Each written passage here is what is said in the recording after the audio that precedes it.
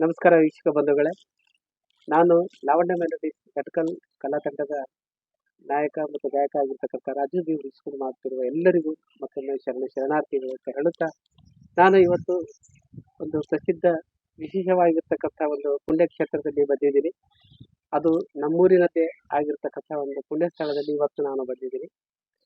ಅದರ ವಿಶೇಷತೆ ಬಗ್ಗೆ ಇಲ್ಲಿನ ಪರಮ ಪೂಜ್ಯರಾಗಿರ್ತಕ್ಕಂಥ ಮಹಾತಾಯಿಯಾಗಿರ್ತಕ್ಕಂಥ ಮಾತೆ ಅಮ್ಮನವರ ಒಂದು ಮಾರ್ಗದರ್ಶನದಲ್ಲಿ ನಾನು ಇಲ್ಲಿ ಬಂದಿದ್ದೀನಿ. ಅವರ ಒಂದು ಮಧುರವಾಣಿಯಿಂದ ಇಲ್ಲಿನ ವಿಶೇಷತೆ ಬಗ್ಗೆ ಏನು ಎತ್ತ ಎನ್ನುವ ಬಗ್ಗೆ ತುಂಬ ಒಂದು ವಿಮರ್ಶಕವಾಗಿ ನಾನು ತಮ್ಮ ಮುಂದೆ ಸಾದರಪಡಿಸಲು ಇಷ್ಟಪಡುತ್ತೇನೆ. ಈಗ ಮಹಾತಾಯಿಯಾಗಿರ್ತಕ್ಕಂಥ ಪೂಜನೀಯ ಮಹಾಮಾತೆಯವರು ಇಲ್ಲಿ ಕೂತಿದ್ದಾರೆ. ಅವರಿಗೆ ಅಮ್ಮವರೇ ಶರಣಾರ್ಥಿಗಳು. ನಮಸ್ಕಾರ.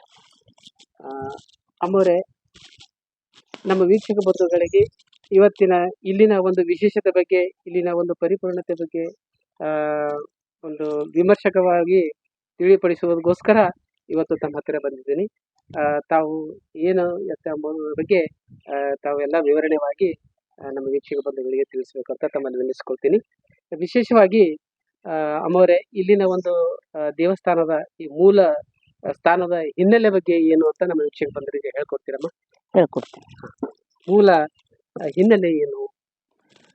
ರೇವಣಸಿದ್ದೇಶ್ವರ ಅವರು ಕೊಲಿಪಾಕ್ಲಿಂದ ಸುಮಾರು ರಟ್ಕಲ್ 1 ಕಿಲೋಮೀಟರ್ ಬಿಟ್ಟು ಇಲ್ಲಿ ಪಾದ ಬಿಟ್ಟು ಗುಡ್ಡಕ್ಕೆ ಹೋಗಿದ್ದಾರೆ.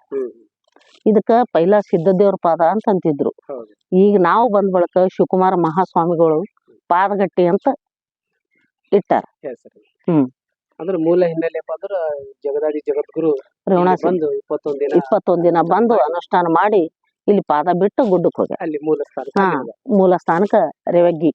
ಒಳ್ಳೆಯದು. ಅಮ್ಮರೇ, ಯಾವ ಕಾಲದಲ್ಲಿ ಮತ್ತು ಯಾರಿಂದೆಲ್ಲ ಸ್ಥಾಪಿಸಲ್ಪಟ್ಟಿತ್ತು ಅನ್ನೋದ್ರ ಬಗ್ಗೆ ಏನಾದ್ರು ಮಾಹಿತಿ ಇದಮ್ಮ? ಅದು ಸ್ಥಾಪನಾ 12 ಜ್ಯೋತಿರ್ಲಿಂಗ ಮಾತ್ರ ಮುತ್ಯರ ಕೈ ಮೇಲೆ ಆಗಿದ್ದದ. ಯಾವ ಮುತ್ಯರು? ಶಿವಕುಮಾರ ಸ್ವಾಮಿಗಳು, ಪೂಜ್ಯ ಶಿವಕುಮಾರ ಮಹಾಸ್ವಾಮಿಗಳು. ಬಡ ಮುರುಗೇಣ ಸಾವ್ಕಾರ ಕನಸನಾಗ ರೇವಣಸಿದ್ದ ಮುತ್ಯವ್ರು ಹೋಗಿದ್ರಂತ, ಲಿಂಗ ಮಾಡ್ಲಕತ್ತಿದ್ರಂತ ಒಂದು. ಆ ಲಿಂಗ ಮಾಡ್ಲಕತ್ತಾರ ಮುತ್ಯರೇ, ಮುಂಜಾನೆ ಬಂದು ನೀವು ಒಂದು ಲಿಂಗ ಮಾಡ್ಲಕತ್ತಿದ್ರಿ ಪಾದಗಟ್ಟಿ ಮುಂದ, ಅದಕ್ಕ ನೀವು ಈಗ 12 ಜ್ಯೋತಿರ್ಲಿಂಗ ಮಾಡ್ಲೇಬೇಕು ಅಂತೇಳಿ ಹೇಳದ್ ಬಳಕ ಅವ್ರ ಮುತ್ಯರ್ ಏನದ ಪ್ರತಿ ಶಿವರಾತ್ರಿಗೆ ಒಂದೊಂದು 12 ಜ್ಯೋತಿರ್ಲಿಂಗ ಮಾಡಿದ್ರು ಶಿವಕುಮಾರ ಸ್ವಾಮಿಗಳು. ಮಾಡಿದ್ರು. ಒಳ್ಳೇದಮ್ಮ. ಈ ದೇವಾಲಯದ ಹೆಸರು ಹೆಂಗ್ ಬಂತು ಅನ್ನೋದು ಏನಾದ್ರು ಮಾಹಿತಿ ಅದ? ಮುತ್ಯರು ಗುಡ್ಡಕ್ಕ ಇದ್ರು.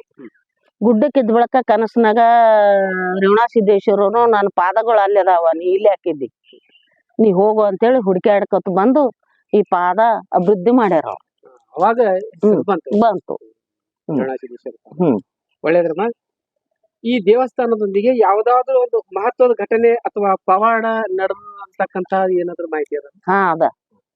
ಮುತ್ಯರು ಒಂದ್ಸಲ ಇಲ್ಲಿ ನೀರ ಎಲ್ಲಿ ಬಿ ಇಲ್ಲ, ರೇವಣಸಿದ್ದೇಶ್ವರ ಅವ್ರ ಕನಸಿನಲ್ಲಿ ಬಂದು ಇಲ್ಲೇ ನೀರ್ ಸಿಗ್ತಾವ, ಇಲ್ಲೇ ಬಾಯಿ ತೋಡು ಅಂತಂದ್ರ ಬಲಗ ಭಾಗದಾಗ ಬಾಯಿ ಮುತ್ಯರೇ ತೋಡಿದ್ದ ನೀರ ಮೇಲ್ಗಡೆ ಬಿದ್ದಾವ. ಜಗದ್ಗುರು ಆಗಿರ್ತಕ್ಕಂಥ ರೇವಣಸಿದ್ದೇಶ್ವರಾಚಾರ್ಯರು ಪರಮ ಪೂಜ್ಯ ಶಿವಕುಮಾರ ಸ್ವಾಮಿಗಳು ಕನಸಿನಾಗ ಬಂದು ಹೇಳಿದ್ರು. ಅವಾಗ ಇಂಥದೊಂದು ಪವಾಡ ನಡೀತು. ಅದು ಸ್ಥಾನ ಇಲ್ಲಿ ಅದ. ಇಲ್ಲಿ ತೋರಿಸ್ತೀನಿ ನಿಮಗೆ, ಮುಖಾಂತರ ತೋರಿಸ್ತೀನಿ. ಒಳ್ಳೇದ್ರಿ. ಇಲ್ಲಿ ಯಾವ್ದಾದ್ರು ವರ್ಷಗಾಲಿ ಅಥವಾ ತಿಂಗಳಿಗಲಿ ವಿಶೇಷವಾಗಿರ್ತಕ್ಕಂಥ ಜಾತ್ರಾ ಉತ್ಸವ ಏನಾದ್ರು ಆಗುತ್ತದೆ. ಶ್ರಾವಣ ಮಾಸದಾಗ ನಡುವಿನ ಸೋಮವಾರ ಪಲ್ಲಕ್ಕಿ ಜರುಗುತ್ತದೆ.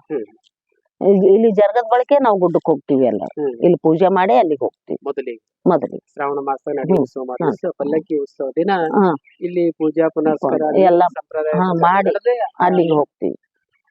ಮುತ್ಯವ್ರ ಕೈ ಮೇಲೆ ಲಕ್ಷ ದೀಪನೂ ಆಗ್ಯದ ಇಲ್ಲಿ. ಹೌದಲ್ರಿ?